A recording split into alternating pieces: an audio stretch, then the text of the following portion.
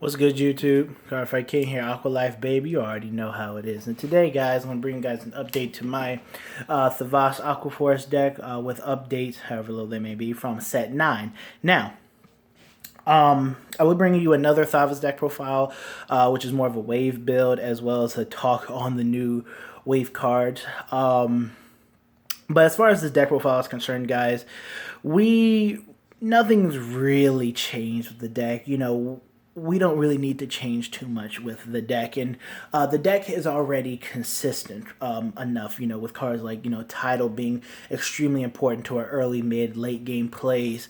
Magnum Assault, Adelaide, things like that, Melania, Stacia, to name a few staples. Just the deck right now, to me, is in a good state as far as our main deck is concerned. The set 9 wave cards that we did get, to me, I'm actually pretty disappointed in the wave cards we got did not have a drastic impact on the deck, the main deck itself, to improve the main deck any, that where we can see improvements in the main deck, moving faster, moving stronger, anything like that. If anything, a lot of the waves per deck probably has slowed us, slower than what we already have, and is more field reliant, is more field dependent, field reliant than the deck already is right now. And you guys know that's not always the greatest thing. Sorry, I was moving the camera. So it's always the greatest thing. Besides the fact that we got my boy Wailing Thavas, who I think is just a godsend card. I mean, this card, what we needed was he gives us what we did need, a card to provide us an alternate win condition, a really good mid-game card that provides us the ultimate amount of control, and to give us sometimes even just a free damage on the opponent. Again, if you guys looked at the game against Gear Chronicles that I was playing, I put myself in a position where if I can draw a crit trigger, I win, because my opponent, obviously, the TikTok melon plays and the History Maker and the stand trigger Urwater and whatnot. At the end of his first stride turn after the bombardment, he had about 10 plus cards in hand still. And going into Lambros with him having a damage to give, he could have guarded all those attacks with, he had the G Guardians, he had, what he needed. He could have Hetero Hound the thing that I restand and give, plus 10,000 power to Hetero Hound it and force me to call something else, with a less than optimal attack. But Wailing Thavas put myself in a position where if I can draw a crit, I win the game. If not, then I need to try to survive till next turn. So, Wailing Thavas definitely provides us an out to a lot of things. But as far as the new wave support cards in the main deck is concerned, it really has not improved the deck any or drastically changed it, more or less competitively speaking. I feel like right now, competitively, the deck, is pretty much fine where it is. And I'm going to show you a few more. I did change the deck a little bit about how I had it, going back to more of my regional build where I had a lot of success with there. So let's get started. Alright, guys, so starter is still Officer Cadet Andre. Andre, he's just the best starter to me. Now, I do like, Mitros is an interesting starter. Yes, he's a very interesting starter, especially with Commander Thavas. And if you do go back to him, I don't objective will find him. Plus, he does have the wave ability, so he does work well with the new support. But Mitros to me is just a little bit more consistent. Gives you what you need on your burst turns with Commander Thavas. Him being able to put him on a Melania being able to attack third and fourth battle. Third and fourth battle, being able to draw extra cards in addition to after having your drive check or wherever it may be. To me is very important at a +5 power, then +7 power in total. Andre just creates a lot of plays early, mid, and late game that you might need dead cards that your opponent left on the board or you didn't intercept off. Andre can help them, can turn them into a weapon that we can use later on. So Andre is definitely one of those really good cards that we've gotten that's been a mainstay. Obviously, 4 heal triggers. Still got the legs. I put Sanji in the other Thavas deck. Yes, I have actually 2 Thavas decks. Believe it or not, I had too many Thavases. 4 copies of the new Melania. Or Malika. I like this new artwork. She has a shark. She got the lobster. She got the, what's that, spaghetti or something? Something good. I don't know. 4 copies of Supersonic. Supersonic's extremely important still, guys. Being able to unflip damage and continue your combos is extremely important. Even in the new wave build, having unflipping, because the new wave build definitely has more of a strain on your resources, as everything costs a counter blast or a soul blast or anything like that, and Supersonic Sailor takes care of your counter blast and soul blasting requirements. So he's definitely a double threat. And then 4 Petros, because Petros is bae, like her. All right, let's go on to grade 1. All right, so for grade 1, still 4 Plato, unflipping perfect guards. The new quintet wall that we got is bad and it's garbage, and I hate it. I don't know why we got something like that. I was hoping that we get a wave perfect guard that was actually going to do something and help the deck out or anything like that, but it didn't. So we stick with the basics. We go with what's good, what's consistent, and what gives us more resources to use. Plato. For Stride Neighbors is a Thavas deck. Don't expect a lot of SPs, guys. I just picked up certain things when I saw them. I'm not trying to spend $75 of my check on the SP packs and things like that. If I get it, I get it. Great. 3 copies of Melania and 2 copies of Stacia still.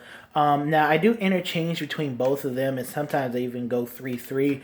Melania is very important. Not only does she has resist, but again, her comboing with Andre, her being in the front row, a 12k attacker for a counter blast, 5k draw a card, has definitely won me a lot of games. She's helped me draw into key cards that I need to win, or key cards I need to defend myself with. She's just a really, really good card. And then if I need to slide her back as a booster, she's a consistent booster because she just stays on the board. So again, I like that versatility that she provides. And then Stacia is just Stacia. She's just absolutely, again, free 9k attack from the back row. Anything helps Wailing Thavas out a lot. Again, if you interchange between 2 and 3, or 2 and 3, or 3 and 3, whatever it is, to me, there's really not that bad. Not any disparity in that combination, whatever combination you choose. But both of these cards are very solid, and this build, Thavas definitely likes using both of these cards. It really helps speed up the deck and get off that nice consistency in terms of attack and field control that we need. All right, and on to grade 2. All right, so grade 2, again, like I said, I did go back to my regionals build a bit, but I'll explain why in a second. 4 copies of Magnum Assault. You guys know him from when I first made my Thavas deck profile. Just absolutely amazing. And again, works well with Melania. Melania can, if I need to play with Magnum Assault and Melania, and I have other resources to use, slide Melania back because she genuinely just stays on the board. Call him out, have a nice 16k column. 4 copies of Adelaide. Now, I did add in another Adelaide back into the deck. Why did I do that? Let me tell you why. The fact that we got Wailing Thavas is pretty much why. With my Stride deck, I've noticed that what has changed about me playing my Stride deck is that I go into my Thavas cards a lot more, whether it be Wailing Thavas, whether it be Commander Thavas, and I'm going to have a Thavas card on board. Wailing Thavas, again, helps provide that potential alternative win position, ultimate board control card in terms of him being able to blow up a certain amount of cards.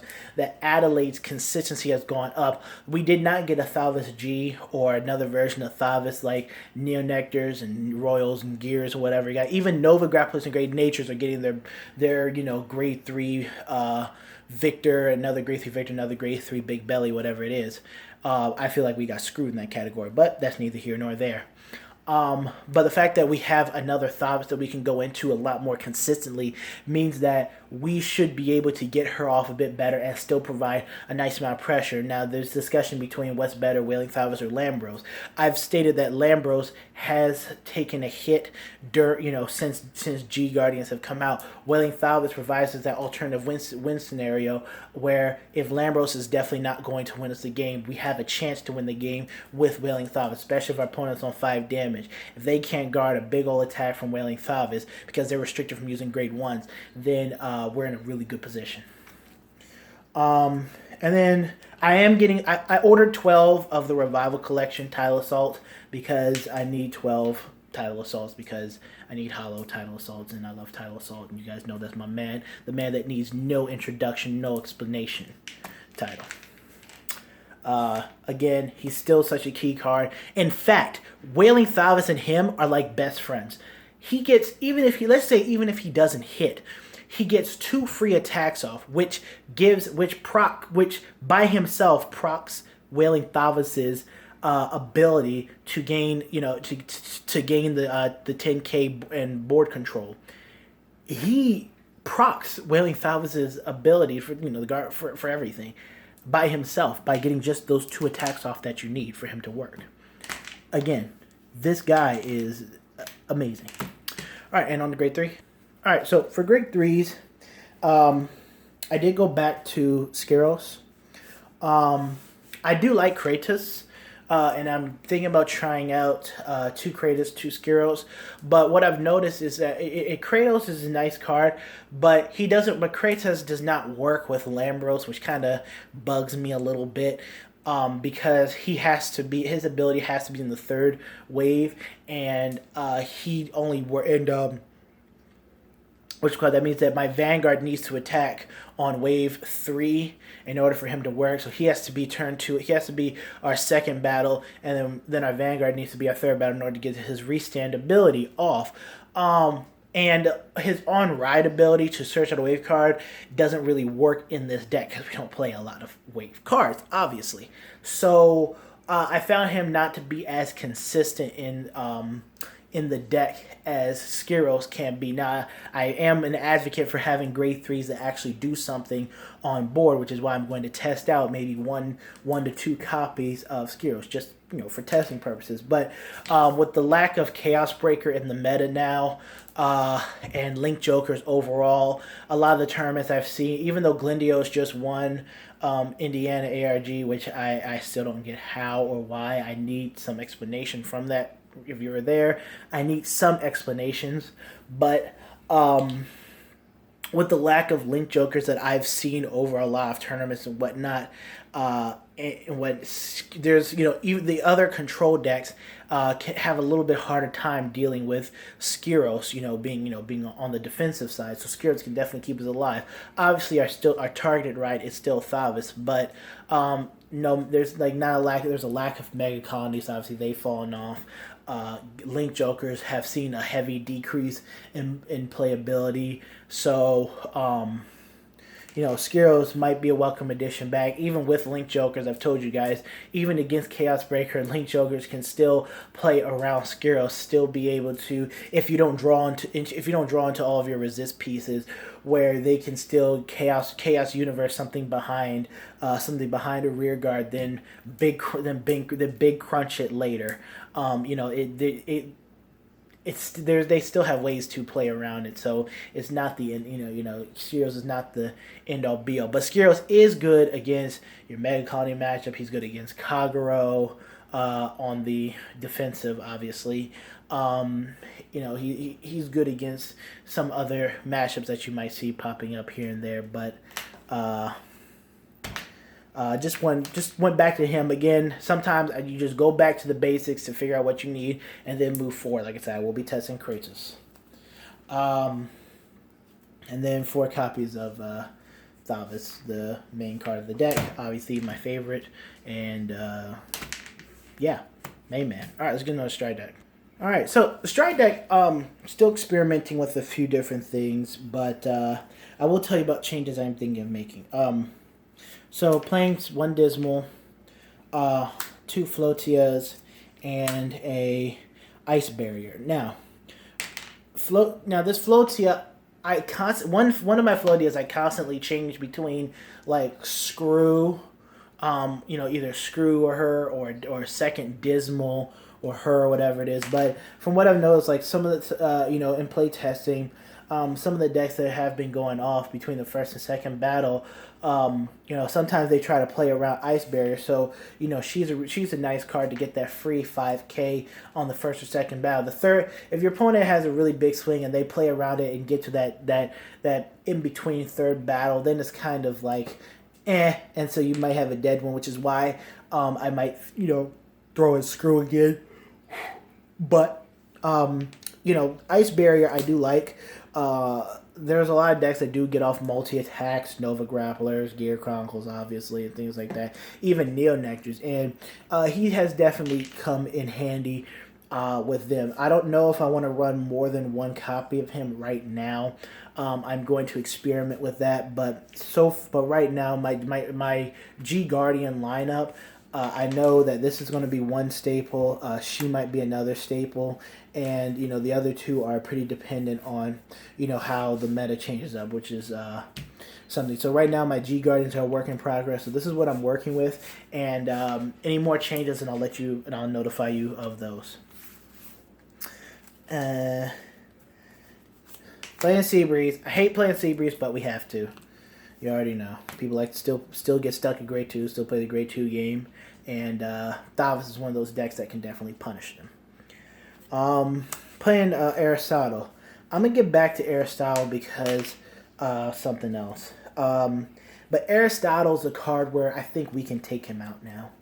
I think that we might be able to take him out now if you can get your hands on 3 copies of Wailing Thavas.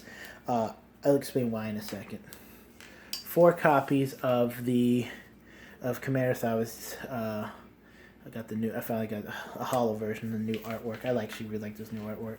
Pretty nice. But yeah, 4 copies of Commander Thavas. Commander Thavas has gained immense. I told you guys this back in last December, or not this past December of 2015 when he came out, that this card is only going to get better. And this card has gotten better. Now he has the ability to give us a nice burst turn, and then after that burst, we're already at GB2. Then we can go into Wailing Thavas and either finish our opponent off, get ultimate board control, whatever it is. Commander Thavas has definitely given us a lot. Between the Link Joker days until now, Wailing Thavas has been Commander Thavas has been a consistent star in my Stride deck, and now that you have more access to him because he got reprinted as a common as well, definitely pick up him and play 4 copies. You will not be disappointed. Only because he's new, Lamby Bambi. Only because Wailing Thavas is new right now. We're going to introduce our boy Lamby Bambi. He's still at 4. He's still your beast. You now have the ability to go into 6 beasts, 7 beasts later. But he is Lamby Bambi, baby. You already know how it is. No explanation needed. He is just a god in the less simple word in Aqua Force terms. And then right now I'm running 2 copies of Wailing Thavas. I love this card. This card, let me tell you, this card is really good. Really good. So if you guys don't know, what he does is GB3, when this unit attacks, for each battle that a rearguard attacked your opponent chooses one of his or her rearguards and retires it. So, it's a GB3. It's just a GB3 ability. So no matter how many attacks he got off, your opponent picks a rearguard for each attack and retires it. Fantastic, right? Second ability is when he attacks on his wave 3rd time or more, so 3rd battle or more. When he attacks, you counterblast 1 for each attack. He gains 5,000 power for each battle. He gains 5,000 power, and your opponent cannot use grade 1 cards from their hand to guard. So they cannot use grade 1 cards to guard with you. So they cannot perfect guard you. They cannot just drop a card. They can still G guard you and guard you with grade 2s and intercepts, but they cannot guard with any grade 1s, which to me is a very, very important thing. And the fact that it only takes 2 attacks for him to be able to get off that ability is fantastic. fantastic, which is why Tidal Assault to me is an MVP.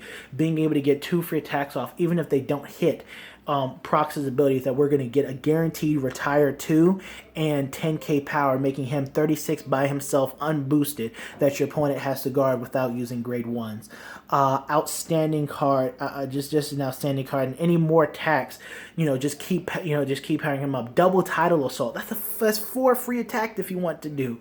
And again, you can use him as a finisher, because if you're again, against my Gear Chronicle opponent, I was able to get him up to 47 with a 6k boost, 47. My opponent he had 10 cards in hand, and he could not guard it. Even with his G guards or anything, he could not guard the attack. I just needed to draw a crit, and I didn't. If my opponent was at 5 damage, he would have had to hit a heal trigger in order to live. Otherwise, I would have put him at 6. If your opponent's this guy is deadly when your opponent's at 5 damage because he ducks under the things that provide them perfect amount of protection. It forces them to use other cards in hand. Again, G Guardians in general have hurt Aqua Force because there were many attacks and are big finishers and things like that. But this guy provides an alternative win condition outside of Lambie Bambi. You still want to run for Lambie Bambi because Lambie Bambi is just an outstanding card. But now that decks are getting G Guardians that allow them to have combos on defense, like Rain Breath Dragon and Neo Nectar's Hetero Hound, the Hetero Hound Stand Trigger combo in Gear Chronicles that gives Chrono Jet plus 10k, making him 21, definitely can hurt our Lambros turns. And Wailing Thavas has answers to those things. Now, why am I saying that? I'm going to be playing 3 Wailing Thavases. I'm going to be taking him out. Why? Because we can go into Commander Thavas now, and we can get off a nice burst turn with Commander Thavas. And after we get off that burst turn with Commander Thavas, he opens us up to going into a Wailing Thavas to regain control or gain control of the board, as well as duck under things and most likely force a lot of cards to our opponent's hand, or just get a free damage on board with risk of us hitting a crit and critting them. Some people were unsatisfied with him because he didn't gain extra crit. But for what we get with this card, he didn't need an extra crit, which makes him balanced. Which makes him good for what our deck does. So, hope you guys enjoyed the deck profile. Again, I know it was long as usual, but I hope the explanations helped out. I'll be doing a wave deck profile, and I'll be talking more in depth about the wave cards and why I'm disappointed. Alright, Cardfight King, and I'm out. Peace. Oh yeah. Giants lost. Time for the Cowboys to lose.